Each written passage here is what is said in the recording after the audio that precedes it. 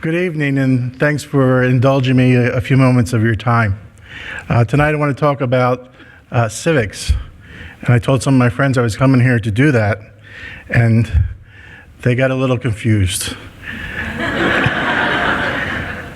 But some folks conjured up the sort of romantic ideal of a time gone by, as illustrated by these two Norman Rockwell paintings, showing citizens getting up at a town hall meeting, expressing themselves, their opinions, and exercising the right to freedom of speech.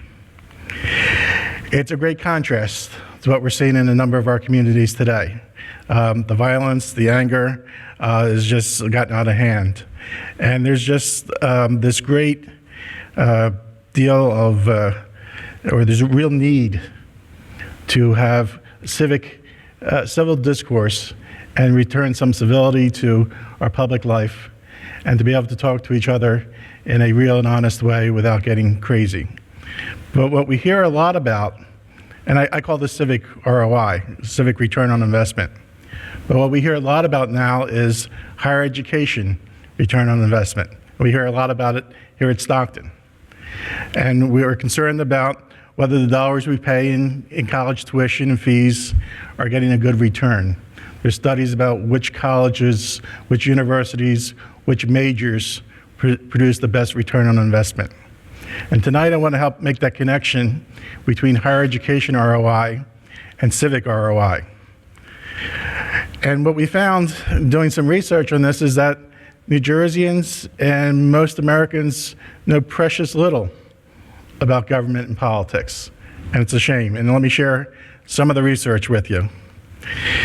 A Hughes Center study conducted by Professors Linda Wharton and Mac Avery and the Stockton Institute found that only 26% of those surveyed could name John Roberts as the Chief Justice of the United States Supreme Court.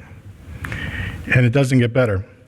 A University of Pennsylvania study through the Annenberg Center for Public Policy found that only 35% could name one branch of the federal government, and only 36% could name all three. Still doesn't get better. An Xavier University study found that 33% of the public surveyed could not pass the civics portion of the Naturalization Test. But those who actually apply for citizenship and actually take the test, become citizens, only 3% fail. And another Hughes Center study found that 55% of the public have had some civics class either in high school or college. 89% of them have this in high school. 66% of them have a civics or government class in college or university. And what we found, and this is why there's a civic return on investment, is that those who've had some civic education were more likely to follow the news, were more likely to vote, were more likely to contribute to a candidate or a campaign.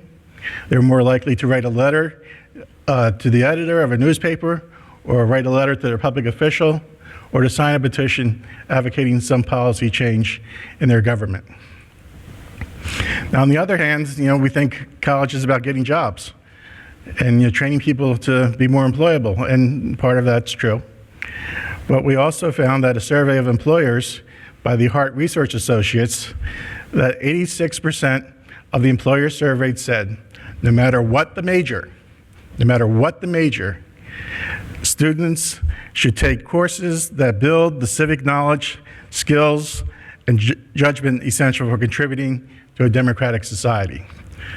So now we're making that connection between civic ROI and higher education ROI.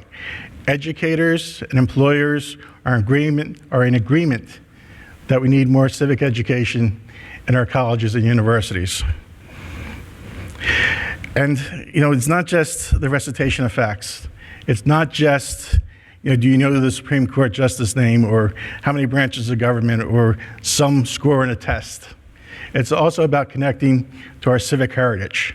As citizens, whether we're new citizens or old citizens, we need to be able to connect to George Washington, to Abraham Lincoln, to John Kennedy, to Ronald Reagan.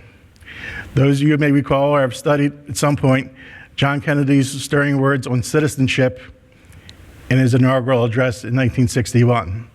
Famously, he said, "Ask not what your country can do for you. Ask what you can do for your country."